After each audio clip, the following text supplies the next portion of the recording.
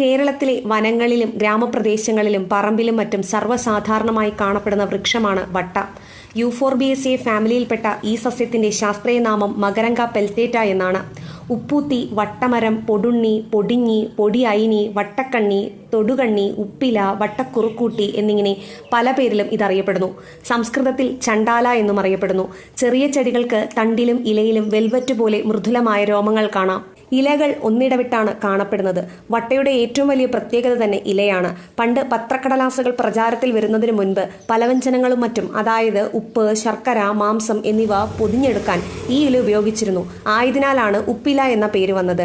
അടയുണ്ടാക്കാനും പണ്ട് സ്കൂളിൽ ഉച്ചഭക്ഷണത്തിലെ പയറു വാങ്ങാനുമൊക്കെ ഈ ഇല ഉപയോഗിച്ചിരുന്നു. വട്ടയുടെ ഇലയും വേരുമെല്ലാം ഗുണമുള്ളതാണ്. നൈട്രജനും പൊട്ടാസ്യവും ധാരാളമുള്ളതിനാൽ വട്ടയുടെ ഇല മികച്ചൊരു പച്ചില വളമാണ്. തീപ്പെട്ടിക്കൂടുണ്ടാക്കാൻ, പഴവും പച്ചക്കറിയും മറ്റും കൊണ്ടുപോകാനുള്ള പെട്ടി ഉണ്ടാക്കാനും ഇവയുടെ തടി ഉത്തമമാണ്. ഏത് കാലാവസ്ഥയിലും